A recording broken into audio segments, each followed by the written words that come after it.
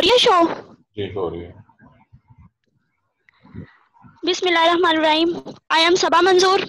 My roll number is 576 and my topic is community and ecosystem stability. सबसे पहले ecosystem stability होता क्या है? इकोसिस्टम स्टेबिलिटी जो है वो एक इकोसिस्टम है, उसकी वो एबिलिटी होती है जो उसके स्ट्रक्चर और फंक्शन को लॉन्ग पीरियड के लिए मेंटेन रखती है। मतलब कि एक इकोसिस्टम है, उसके स्ट्रक्चर और फंक्शन को लंबे अरसे के लिए मेंटेन रखने के लिए जो एबिलिटी है उसे हम इकोसिस्टम स्टेबिलिटी कहते हैं। Ecosystem stability means no disturbance. आगे हमने देखना है कि इकोसिस्टम स्ट्रक्चर में क्या इन्वॉल्व होता है।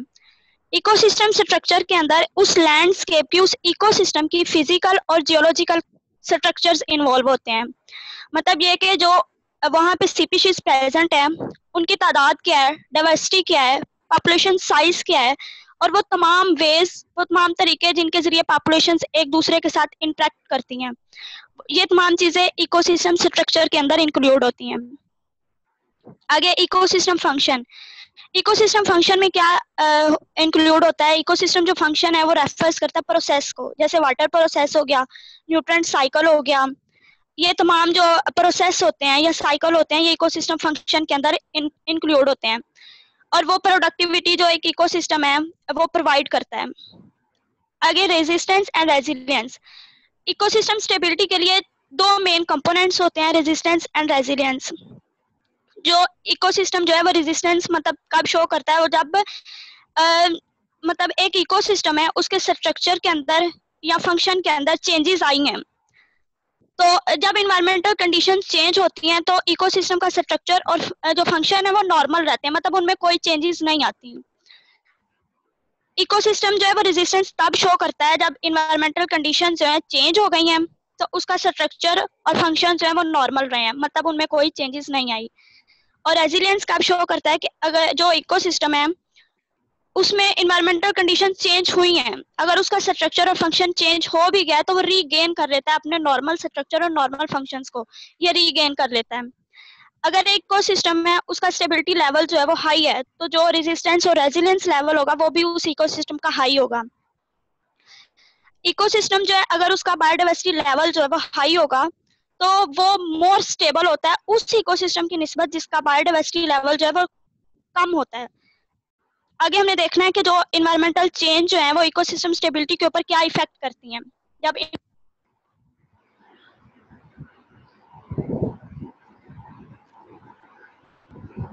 जो कम्युनिटीज के अंदर पॉपुलेशन और स्पीशीज हैं ये मुख्तलिफ तरीकों से अपना रिस्पॉन्स शो करती हैं जब इन्वायरमेंटल कंडीशन चेंज हो जाती हैं।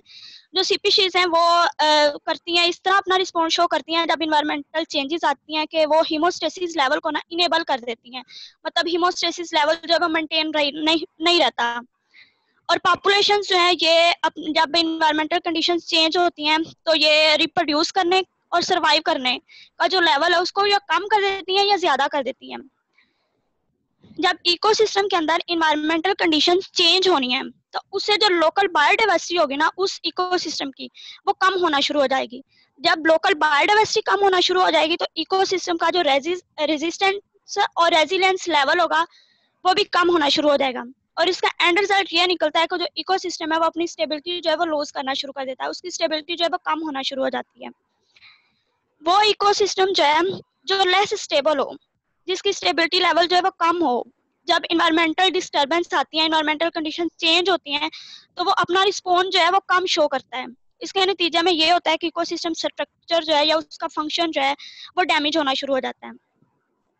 आगे हमने देखना है कि जब नेचुरल इन्वायरमेंटल चेंजेस आती हैं तो तब इकोसिस्टम पे स्टेबिलिटी पे क्या इफेक्ट होता है।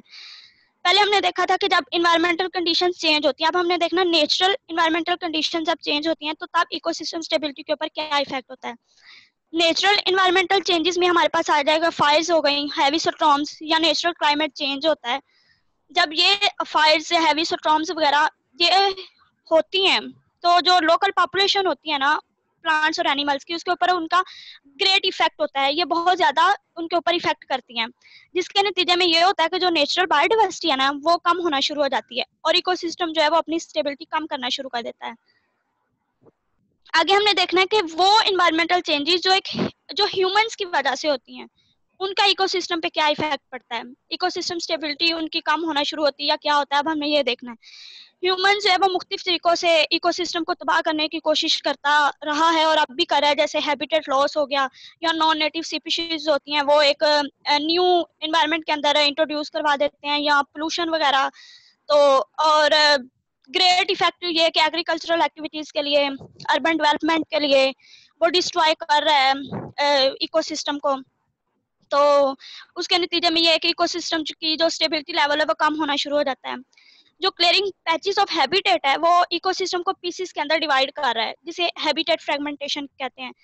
अब जो उसके बाकी पीसीस हैं हैबिटेट के, उसे हम आइलैंड कहेंगे। और जब एक आइलैंड है वो स्मॉलर है, तो उसके इर्द गिर्द जो है फ्यू स्पीशीज जो है वो रहेंगी, और जब स्पीशीज जो है वो कम होंगी तो पॉपुलेशन जो है वो कम हो जाएगी, और इससे पॉपुलेशन कम हो जाएगी तो इकोसिस्टम स्टेबिलिटी जो है वो भी कम होना शुरू हो जाएगी। अगर कीस्टोन स्पीशीज होती है वो स्पीशीज होती है जिसका कम्युनिटी स्टेबिलिटी के ऊपर स्ट्रॉन्ग या वाइड रीचिंग इम्पैक्ट हो, उसे हम कीस्टोन स्पीशीज कहते हैं। और अगर कीस्टोन स्पीशीज तादाद में कम होना शुरू हो जाएं तो इकोसिस्टम जो है वो लेस स्टेबल होना शुरू हो जाता है। जो ह्यूमंस है समटाइम्स ये करते हैं कि एक ऑर्गेनिज्म है उसको न्यू हैबिटेट के अंदर इंट्रोड्यूस करवा देते हैं, जिसके नतीजे में ये होता है कि बायोडाइवर्सिटी के लिए वो खतरा बनना शुरू हो जाता है, वो सर्वाइव नहीं कर सकता, और इकोसिस्टम स्ट्रक्चर जो है वो लेस स्टेबल होना शुरू हो जाता है, जिससे लोकल बायोडाइवर्सिटी जो होती है प्लांट्स की, एनिमल्स की, वो भी कम होना शुरू हो जाते हैं, इकोसिस्टम स्टेबिलिटी पे इफेक्ट पड़ता है। आगे मतलब मुख्तलिफ फ्लूटेंट्स होते हैं जैसे पेस्टिसाइड्स हो गया या एसिड रेन हो गया, इसके भी प्लांट्स और एनिमल्स जो है उनके ऊपर ग्रेट इफेक्ट करते हैं। जब एसिड रेन है तो उसके नतीजे में प्लांट्स या एनिमल्स है वो कम होना शुरू हो जाते हैं, उनकी बायोडाइवर्सिटी कम होना शुरू हो जाती है, तो जो इकोसिस्टम स्टेबिलिटी है वो भी कम होना शुरू हो जाती है। जो ऑर्गेनिजम्स हैं उनकी किसी चीज को टॉलरेट करने के लिए स्पेसिफिक टॉलरेंस रेंज होती है, उन कंडीशंस पे सर्वाइव करने के लिए स्पेशल टॉलरेंस रेंज होती है। अगर वो ये कंडीशंस जो है मतलब बढ़ जाएं, जो उनका स्पेसिफिक टॉलरेंस रेंज है उसे वो ऊपर चली जाएं, या जो उनका टॉलरेट करने का है, तो फिर उसके नतीजे में ये होता है कि वो दूसरी लोकेशन को तलाश करना शुरू कर देती हैं जहाँ पे वो सर्वाइव कर सकें, या वो एक्सटिंक्ट होना शुरू हो जाती हैं। जैसे अर्थ का जब एवरेज टेम्परेचर बढ़ता है तो इकोसिस्टम का स्ट्रक्चर जो है फंक्शंस तो दोनों ही डैमेज होना शुरू हो जाते हैं। Thank you ji. क्लास की तरफ से अगर आप कोई क्वेश्चन पूछना चाहते हैं या आपने इसको बंद नहीं करना है, इसको खुले रखिएगा। जी नहीं, आप इसको जी सर मैं कर देती हूँ। जी, क्लास से अगर कोई बच्चे क्वेश्चन पूछना चाहते हैं तो क्वेश्चन पूछ सकते हैं, लेकिन सब बच्चे एक बार नहीं बोलेंगे। जिसको मैं कहूँगा अलाउ तो वो आमना ताहर ने हाथ उठाया। जी आमना, आप सवाल पूछ सकते हैं। जी सर, सबा तुमने एक वर्ड बार बार यूज किया था, रेजिलियंस। इसका मतलब बता दो जरा, ये क्या चीज है? आई थिंक थर्ड या फोर्थ स्लाइड में तुमने यूज किया था और बाद में भी।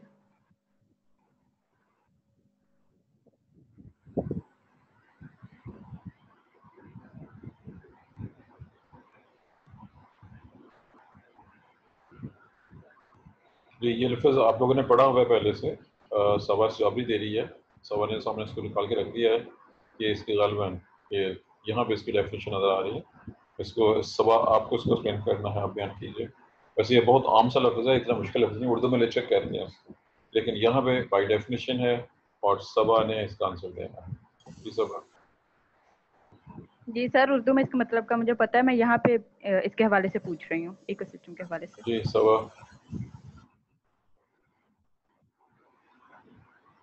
अरे सवा, मुझे लगता है कि सवा आवाज़ नहीं आ रही है, क्या मसला है? सवा इसको एक्सप्लेन करें। मैंने ये आपका स्लाइड आपके सामने है बिल्कुल।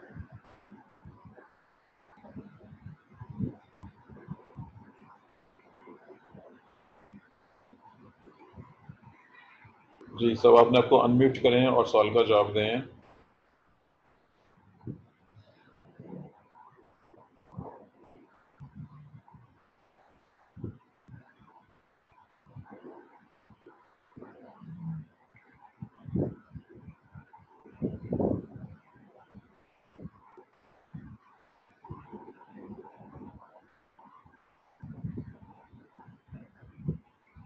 जी ये मैं आपको अलाउ कर रहा हूँ, इस वक्त आप इसको करें, अनम्यूट करें, कोशिश करें। जी हो गया। चलो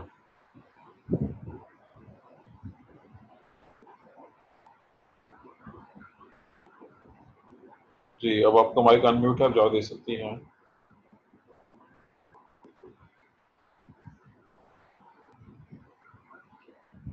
सबा, आपका माइक अनम्यूट है, आप इसका आंसर दे सकती हैं।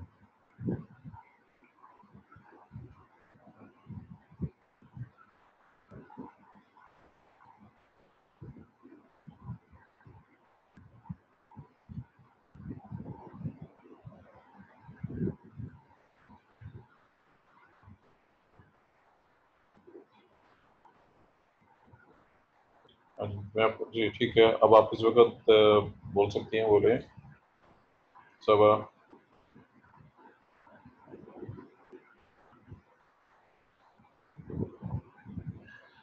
हाँ जी, सबा अनम्यूट है के बाद जो जवाब नहीं दे रही है जी, जो वर्डिंग सबा ने लिख के दी हुई है।